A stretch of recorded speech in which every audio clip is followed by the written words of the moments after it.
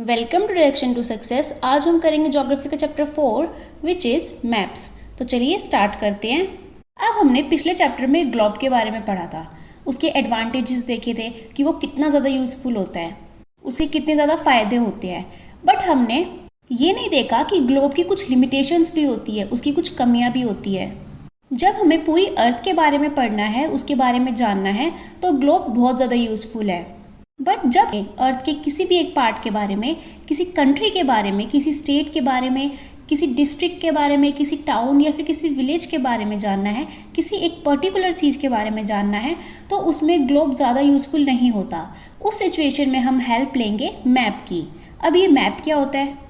अर्थ के सरफेस को या फिर किसी भी पार्ट को जब हम रिप्रेजेंट करते हैं या फिर ड्रॉ करते हैं उसको जानने के लिए, तो उसे हम कहते हैं मैप। मैप की मदद से उस पर्टिकुलर जगह के बारे में बहुत ज़्यादा क्लियरली पता चल जाता है। मैप और भी अलग पर्पस के लिए यूज़फुल होता है। आइए जानते हैं कैसे। मैप की मदद से हमें स्मॉल एरियाज़ के बारे में पता चलता है और फैक्ट्स के बारे में पता चलता है। मैप की मदद से हमें इतने ज़्यादा फैक्ट्स के बारे में पता चलता है जैसे कि किसी बुक से पता चलता है। जब हम बहुत सारे मैप्स को एक साथ रखते हैं तो वो एटलस कहलाता है। एटलस के अलग अलग साइज और मेजरमेंट्स होते हैं जो अलग अलग स्केल्स पर बनते हैं। ग्लोब से ज़्यादा इन्फॉर्मेशन हमें मैप के थ्रू मिलती है। और मैप भी एक तरह का नहीं होता, कि 3 टाइप्स का होता है। आइए जानते हैं कौन कौन सी। फर्स्ट है फिजिकल मैप्स, सेकेंड है पॉलिटिकल मैप्स एंड थर्ड है थीमेटिक मैप्स। अब टीचर आपको बोलता होगा कि पॉलिटिकल मैप लेके आना है कल या फिजिकल मैप लेके आना है, आप कंफ्यूज हो जाते हो, सीधा यही पूछते हो कि लाइन वाला या बिना लाइन वाला। तो इस कंफ्यूजन को बहुत ईजिली तरीके से दूर करते हैं। फिजिकल मैप में हमें अर्थ के नेचुरल फीचर्स के बारे में पता चलता है जो हमें नेचुरली मिला हुआ है, जैसे कि mountains, plateaus, plains, river, oceans, ये हमें नेचुरली मिले हुए हैं। अगर हमें ये जानना है कि हमारे इंडिया में या फिर वर्ल्ड में कहीं पर भी कितने रिवर्स है, कितने माउंटेन्स है, तो हम फिजिकल मैप का यूज़ करते हैं। अब इस मैप के में देखना आप, यहाँ पर ये जो है ये है आपकी रिवर्स और ये जो पार्ट है ब्राउन पार्ट, ये है आपके माउंटेन्स।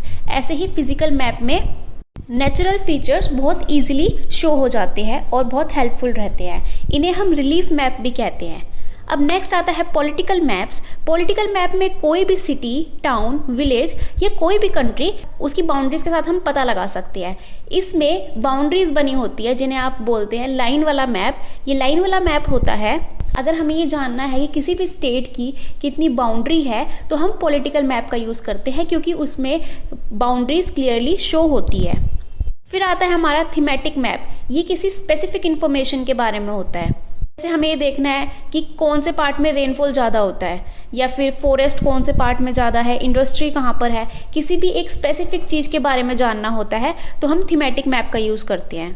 हमारे मैप के 3 कंपोनेंट्स होते हैं, डिस्टेंस, डायरेक्शन एंड सिंबल। सबसे पहले हम करेंगे डिस्टेंस। अब जैसे कि मैंने आपको बताया था कि मैप वो ड्राइंग है जिसमें पूरा वर्ल्ड या वर्ल्ड का कोई भी पार्ट हम रिड्यूस करके एक शीट पर ड्रॉ कर सकते हैं। अब हमें ये ध्यान रखना है कि पेपर पर ड्रॉ करते समय जो हम रिडक्शन कर रहे हैं वो रियल डिस्टेंस से कम नहीं होना चाहिए। अब वो कैसे होगा? वो होगा स्केल की मदद से।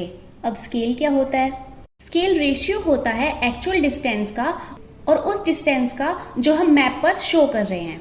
अब इसको एक एग्जाम्पल के थ्रू समझते हैं। जैसे स्कूल से घर तक की हमारी दूरी है 10 किलोमीटर। अब 10 किलोमीटर हम एक शीट पर ड्रॉ करके नहीं दिखा सकते क्योंकि वो बहुत ज़्यादा बड़ा डिस्टेंस है, तो हम स्केल की मदद लेंगे। तो हम वहाँ पर ये लिख देंगे कि अगर हम 1 सेंटीमीटर ड्रॉ करेंगे तो वो हमारा इक्वल होगा 5 किलोमीटर के, और हम 2 सेंटीमीटर ड्रॉ करेंगे तो वो इक्वल होगा हमारा 10 किलोमीटर के। इसलिए हम 2 सेंटीमीटर ड्रॉ करेंगे और वो हमारा हो गया 10 किलोमीटर। इसकी मदद से आपका जो एक्चुअल डिस्टेंस है और जो डिस्टेंस आप मैप पर शो कर रहे हैं वो कम नहीं होगा, वो इक्वल रहेगा। अब जैसे हम किसी लार्ज एरिया का मैप बना रहे हैं, किसी कॉन्टिनेंट का या किसी कंट्री का, तो उसके लिए हम यूज़ करेंगे स्मॉल स्केल मैप।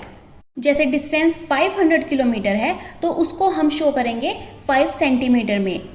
हम वहाँ पर लिख देंगे कि हमारा 100 kilometre is equal to 1 centimetre, तो हमारा 5 सेंटीमीटर हो गया 500 किलोमीटर का।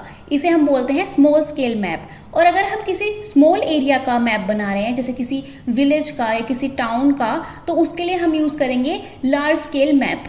अगर हमारा डिस्टेंस है 500 मीटर्स का तो हम उसे 5 सेंटीमीटर ड्रॉ कर कर उसके इक्वल कर देंगे, क्योंकि हम लिखेंगे 100 metres is equal to 1 centimetre, तो हमारा 5 सेंटीमीटर हो गया 500 मीटर्स के इक्वल। इसे हम बोलते हैं large scale map. Large scale map से हमें ज़्यादा इंफॉर्मेशन मिलती है as compare to small scale map. अब सेकेंड कॉम्पोनेंट आता है हमारा डायरेक्शन। अब काफ़ी मैप पर हमारा एक लेटर लिखा होता है N राइट हैंड साइड पर कॉर्नर पर, वो एरो शो करता है नॉर्थ डायरेक्शन को। इसे हम नॉर्थ लाइन भी कहते हैं। अगर हमें एक डायरेक्शन पता चल गई तो हम बाकी 3 डायरेक्शन अपने आप निकाल सकते हैं। हमारे जो मेजर 4 डायरेक्शन है वो है north, south, east and west, जिन्हें हम कार्डिनल पॉइंट्स भी कहते हैं। अब हमारी 4 इंटरमीडिएट डायरेक्शन भी है। जो हमारी नॉर्थ और ईस्ट के बीच की डायरेक्शन है उसे हम कहते हैं नॉर्थ ईस्ट डायरेक्शन। साउथ और ईस्ट के बीच की डायरेक्शन को हम कहते हैं साउथ ईस्ट डायरेक्शन। साउथ और वेस्ट के बीच की डायरेक्शन को हम कहते हैं साउथ वेस्ट डायरेक्शन। और नॉर्थ और वेस्ट डायरेक्शन के बीच को हम कहते हैं नॉर्थ वेस्ट डायरेक्शन। तो हमें नॉर्थ, साउथ, ईस्ट या वेस्ट में से कोई भी एक डायरेक्शन पता है तो बाकी हम डायरेक्शन अपने आप निकाल सकते हैं। और उस एक डायरेक्शन को हम जानेंगे कंपास की मदद से। कंपास एक ऐसा इंस्ट्रूमेंट होता है जो हमें हेल्प करता है किसी भी डायरेक्शन को पता करने के लिए। उसमें जो मैग्नेटिक नीडल होती है वो नॉर्थ और साउथ डायरेक्शन में रहती है, कुछ इस तरह। अब थर्ड आता है हमारा सिंबल्स। अब जैसे अगर हम मैप पर किसी भी बिल्डिंग, रोड, ब्रिज, ट्री या फिर रेलवे लाइन को मेंशन कर रहे हैं तो उसकी एक्चुअल हम जो शेप है वो मैप पर नहीं बना सकते, वो पॉसिबल नहीं होता। तो उसकी जगह पर हम कुछ सिंबल्स का यूज़ करते हैं। वो सिंबल कुछ भी हो सकते हैं, लेटर भी हो सकते हैं, कलर्स भी हो सकते हैं, शेड या फिर पिक्चर भी हो सकती है। ये सिंबल बहुत ज़्यादा यूज़फुल होते हैं कम स्पेस में ज़्यादा इन्फॉर्मेशन देने के लिए।